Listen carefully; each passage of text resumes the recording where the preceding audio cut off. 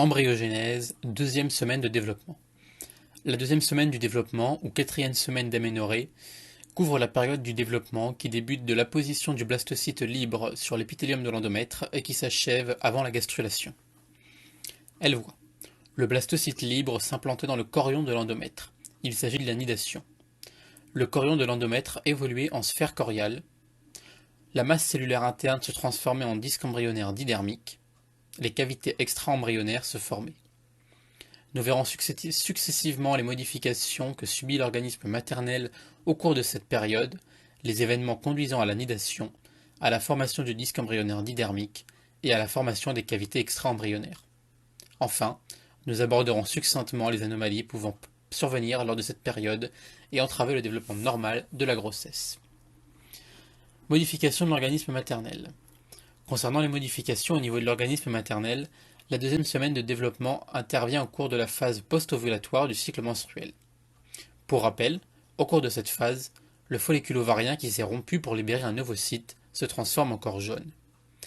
Les cellules de sa paroi sécrètent ainsi de la progestérone, dont le taux va progressivement augmenter, puis diminuer en fin de phase avec la dégénérescence du corps jaune en l'absence de fécondation. La progestérone entraîne la maturation complète de l'endomètre, générant un environnement propice à la survie de l'œuf en cas d'implantation. Cette maturation comprend la maturation des glandes du chorion de l'endomètre, glandes qui deviennent spiralées et qui sécrètent en abondance du glycogène, la prolifération des vaisseaux sanguins qui se spiralisent également, et l'apparition d'œdèmes dans le chorion. A noter qu'il existe une fenêtre temporelle au cours de cette phase, située autour du 21e jour du cycle menstruel, mais possible du jour 20 au jour 24, qui correspond à la période la plus propice pour une implantation réussie de l'œuf fécondé.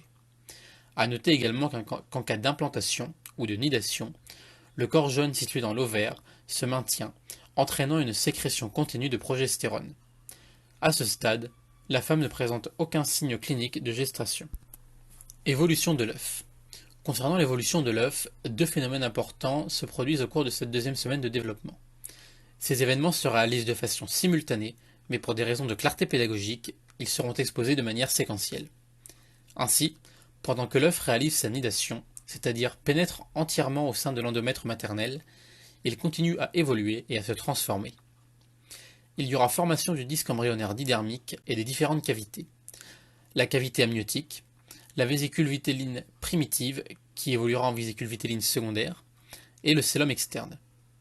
La nidation est un événement progressif constitué de différentes étapes successives, parmi lesquelles la position, qu'on a déjà développée lors de la première semaine de développement, l'adhérence, l'intrusion, l'invasion, avec pour conséquence deux phénomènes, la mise en place de la circulation sanguine utérolacunaire et des villosités primaires, et la réaction décidussale des cellules du chorion de l'endomètre. Alors la nidation. Voyons plus en détail les différentes étapes de la nidation et ses conséquences. Pour rappel, la nidation correspond à l'implantation de l'œuf au stade blastocyte libre dans le chorion de l'endomètre. L'endomètre correspond à la muqueuse de l'utérus, c'est-à-dire à la partie la plus interne de sa paroi. Il comprend donc un épithélium de revêtement, épithélium qui va s'invaginer en profondeur pour former des glandes sécrétrices. L'épithélium est séparé du chorion sous-jacent par une membrane basale. Au niveau de l'utérus, il existe une zone de nidation. Cette zone est particulièrement propice à l'accueil d'un œuf. Elle se situe plus précisément au niveau de la face postérieure du corps de l'utérus, mais au niveau supérieur de celle-ci, c'est-à-dire dans la partie supéro-postérieure du corps de l'utérus. La première étape de la nidation a lieu en fin de première semaine, à jour 6, et elle correspond à la phase d'apposition du blastocyte sur l'épithélium de l'endomètre. Il s'agit d'un accolement du blastocyte libre, débarrassé de la zone pellucide, à l'épithélium de l'endomètre. Cet accolement se fait par le pôle embryonnaire du blastocyte durant la fenêtre d'implantation et au niveau de la zone d'implantation. Pour rappel, la fenêtre d'implantation est une notion temporelle qui se situe au niveau du 21e jour du cycle menstruel. La zone d'implantation est une notion spatiale qui correspond à la zone de l'utérus située au niveau de la paroi postérieure dans la partie supérieure au niveau de la partie postéro-supérieure de l'utérus. À ce stade, il doit exister une coopération, une coordination en somme, avec l'endomètre maternel et le blastocyte à travers ce qu'on appelle un dialogue moléculaire. L'endomètre doit être dans un état de réceptivité, caractérisé par une tolérance immunitaire vis-à-vis du blastocyte, et par la synthèse de facteurs de croissance.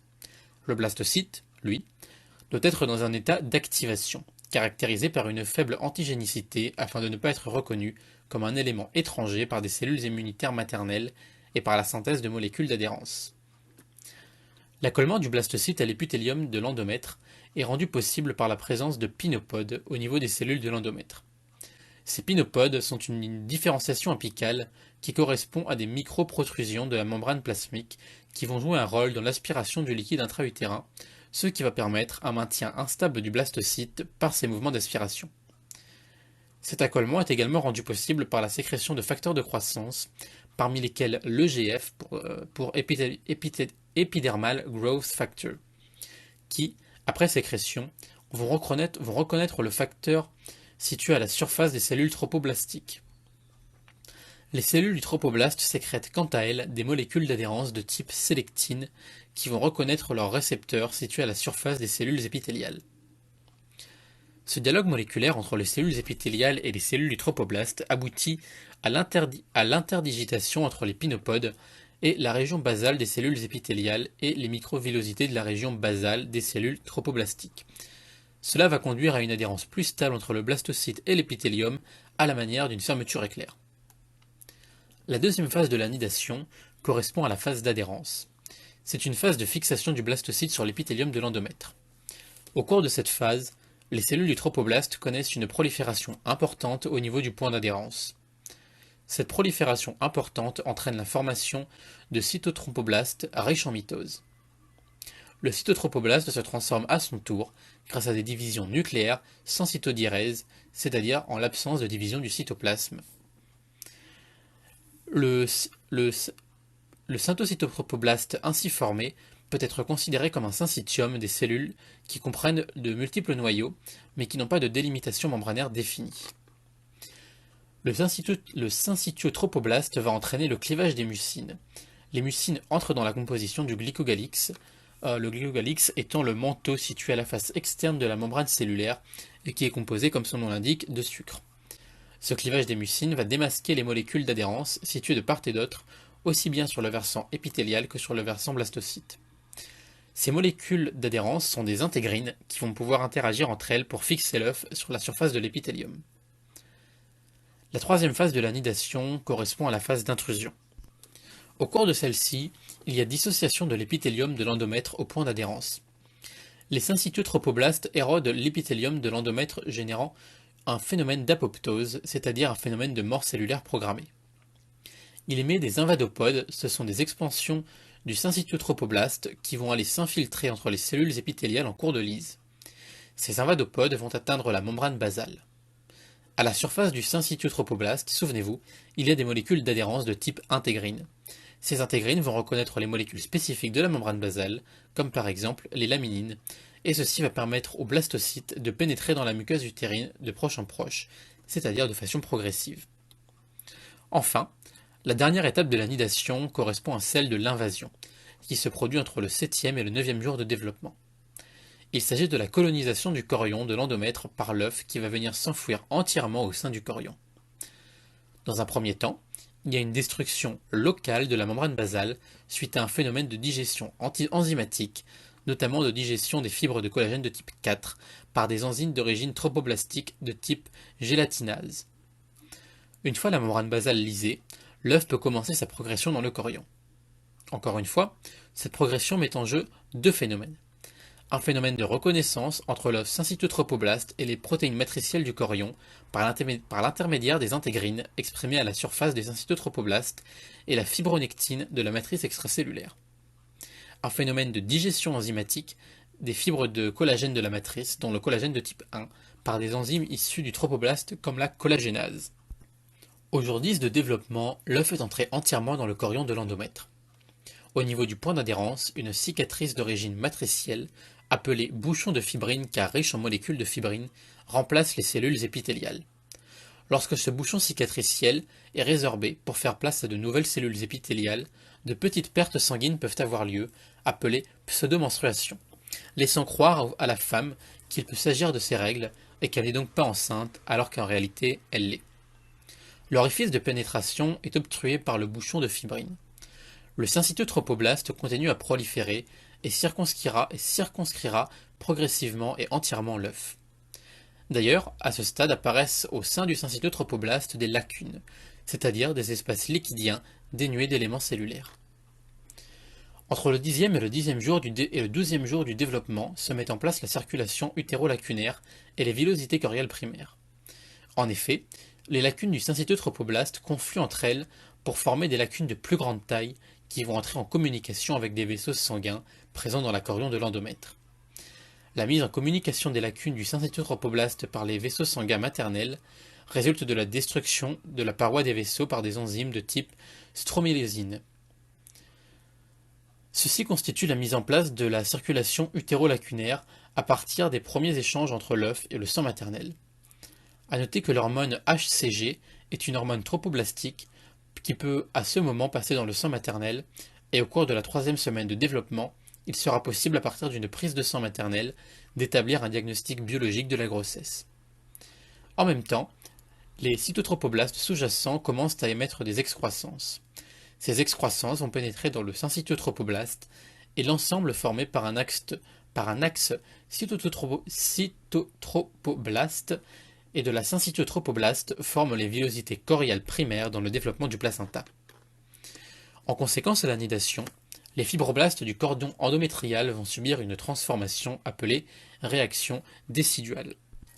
Cette réaction commence dès le début de la 2e semaine de développement et concerne les fibroblastes du chorion de l'endomètre. Ainsi, les fibroblastes vont augmenter de volume et se charger en glycogène et en lipides. Cela concerne au départ les fibroblastes situés dans la zone de nidation, mais la réaction déciduale va se généraliser aux fibroblastes de presque tout le chorion de l'endomètre. Cette généralisation va être à l'origine de 3 zones appelées caducs. Par convention, les caducs portent des noms différents selon la situation par rapport à l'œuf implanté. Ainsi, la zone du chorion située entre l'œuf et le myomètre est appelée le caduc basilaire, ici le petit 3. La zone du chorion située entre l'œuf et la cavité utérine est appelée caduc ovulaire, ici le petit 2. La zone du chorion qui occupe le reste de l'endomètre porte le nom de caduc pariétal, ici le petit 1. On notera que vers le 4e mois de développement, la croissance du fœtus et de la cavité amniotique va progressivement amener la caduc ovulaire vers la caduc pariétale, et que la fusion de ces deux caducs va former ce qu'on appelle la cavité utérine. Voyons maintenant la transformation de l'œuf qui consiste pendant la nidation à la formation de disques embryonnaires didermiques et l'apparition de différentes cavités. Nous venons de voir les différentes étapes de la nidation de l'œuf au sein du chorion de l'endomètre. Mais pendant que l'œuf continue son évolution pour former en fin de 2e semaine de développement à partir des cellules de la masse cellulaire interne un disque embryonnaire didermique et 3 cavités liquidiennes. Ainsi, au cours de cette 2e semaine de développement, il va y avoir la formation du disque embryonnaire didermique, la mise en place du mésenchyme extra-embryonnaire, l'apparition d'espaces liquidiens, dont la cavité amniotique, la vésicule vitelline primitive puis la vésicule vitelline secondaire et le cellum externe. Au moment de la position de l'œuf sur l'épithélium de l'endomètre et en fin de 1re semaine du développement, rappelons que le blastocyte est limité par une couche de cellules tropoblastiques qui donnent naissance à 2 types de tissus. Les syncytotropoblastes à l'extérieur et les cytotropoblastes en dedans. Il y a donc à l'intérieur du blastocyte une cavité liquidienne qu'on appelle le blastocène et qui excentre les cellules de la masse cellulaire interne contre le cytotropoblaste au niveau du pôle embryonnaire de l'œuf. Voyons maintenant comment se forme le disque embryonnaire didermique. Au 8e jour de développement, les cellules de la masse cellulaire interne vont se différencier en 2 populations de cellules distinctes. En bordure du blastocène, des cellules de la masse cellulaire interne vont se différencier en cellules d'aspect cubique, formant l'hypoblaste. En bordure du cytotropoblaste, les cellules de la masse cellulaire interne restante deviennent prismatiques et vont former l'épiblaste primitif. Cet épiblaste primitif se trouve entre le cytotropoblaste et l'hypoblaste. Ces 2 nouvelles assises de cellules, épiblaste et hypoblaste, forment le disque embryonnaire didermique. Concernant la formation des cavités, et plus particulièrement de la cavité amniotique, il faut savoir qu'elle se creuse dans le cytotropoblaste par apoptose des cellules cytotropoblastiques. Ainsi, la cavité qui s'interpose entre l'épiblaste primitif et le cytotropoblaste. Des cellules issues de l'épiblaste primitif, appelées amnioblastes, vont coloniser la paroi de la cavité amniotique, plus particulièrement au niveau de son toit, et vont ainsi s'interposer entre le cytotropoblaste de la cavité amniotique. Les amnioblastes apparaissent au niveau de la face interne du cytotropoblaste d'origine épiblastique. À partir du 9e jour du développement, il y a une formation de la vésicule vitéline primitive. Pour ce faire, des cellules de l'hypoblaste vont connaître une première poussée de migration pour coloniser la face interne du cytotropoblaste sous-jacent. Cette nouvelle couche de cellules qui tapisse ainsi la paroi du blastocène porte le nom de membrane d'Hauser. Avec l'apparition de cette membrane, le blastocène devient vésicule vitéline primitive. La paroi de cette vésicule vitéline primitive est donc constituée par la membrane d'Hauser, qui repose sur le cytotropoblaste et dont le toit est constitué par l'hypoblaste du disque embryonnaire didermique. Au 10e jour du développement, une nouvelle formation tissulaire apparaît. Il s'agit du mésenchyme extra-embryonnaire. Ce mésenchyme extra-embryonnaire est issu de l'épiblaste primitif. Le mésenchyme extra-embryonnaire s'interpose entre la membrane de Hauser et le cytotropoblaste, et également entre les amnioblastes du toit de la cavité amniotique et le cytotropoblaste. Vers le 10e et le 11e jour du développement, l'hypoblaste est à l'origine d'une deuxième poussée de migration cellulaire. Cette deuxième poussée donne naissance à une deuxième couche de cellules qui va doubler en dedans de la membrane de Hauser. La vésicule vitéline primitive va ainsi devenir une vésicule vitéline secondaire entièrement bordée par des cellules d'origine hypoblastique. Cette deuxième couche de cellules ne porte pas de nom particulier. A noter que cette nouvelle couche de cellules ne recouvre pas entièrement la membrane de Hauser et va se scinder en deux parties. La majeure partie de la vésicule vitéline primitive va donner donc la vésicule vitéline secondaire et une plus petite partie donne naissance à une petite cavité appelée kyste exocélomique qui sera amenée à disparaître. Entre le 10e et le 14e jour du développement apparaît une troisième cavité, le cellum externe. Dans tout le mésenchyme extra-embryonnaire se creusent des lacunes qui vont confluer les unes vers les autres pour former une cavité unique, donc le cellum externe. En effet, après la formation du cellum externe, le mésenchyme extra-embryonnaire forme 4 contingents. La lame choriale, qui tapisse le cytotropoblaste, la lame amniotique, encore appelée somatopleure extra-embryonnaire, qui recouvre la cavité amniotique, la lame vitéline, encore appelée splanchopleure extra-embryonnaire, qui recouvre la vésicule vitéline secondaire, et le pédicule embryonnaire, qui relie la lame choriale à la lame amniotique et à la lame vitéline. Au total, le mésenchyme extra-embryonnaire forme un feuillet externe, formé par la lame choriale, et un feuillet interne, formé par les lames amniotiques et la lame vitéline. Ces deux feuillets sont séparés par le chœlum externe et reliés entre eux par le pédicule embryonnaire. Pour résumer, voici la constitution de l'œuf en fin de deuxième série. L'œuf est un ensemble de tissus différenciés et qui est implanté dans le chorion de l'endomètre et organisé en plusieurs structures. Une sphère périphérique, appelée sphère choriale ou chorion. Mais attention à ne pas confondre avec le chorion de la muqueuse utérine. Cette sphère choriale est constituée, en dehors, par le syncytiotropoblaste avec des lacunes remplies de sang maternel, en dedans, du cytotropoblaste, de mésenchyme extra-embryonnaire formant la lame choriale. Il est formé d'une cavité importante, le cellum externe. Il est également formé de deux sphères creuses, la cavité amniotique sur le dessus et la cavité vitéline secondaire en dessous. Ces deux demi-sphères sont entourées par la lame amniotique et la lame vitéline. Elles sont séparées par le disque embryonnaire didermique, formé au niveau du plancher de la cavité amniotique par l'épiblaste primitif et au niveau du plafond de la cavité vitéline par l'hypoblaste. Le pédicule embryonnaire, qui est du mésenchyme extra-embryonnaire, relie la sphère choriale à tout le reste. A noter qu'il existe un résidu de la vésicule vitéline primitive, le kyste exocélomique, mais que celui-ci va disparaître. Abordons rapidement les pathologies au cours de la deuxième semaine de développement.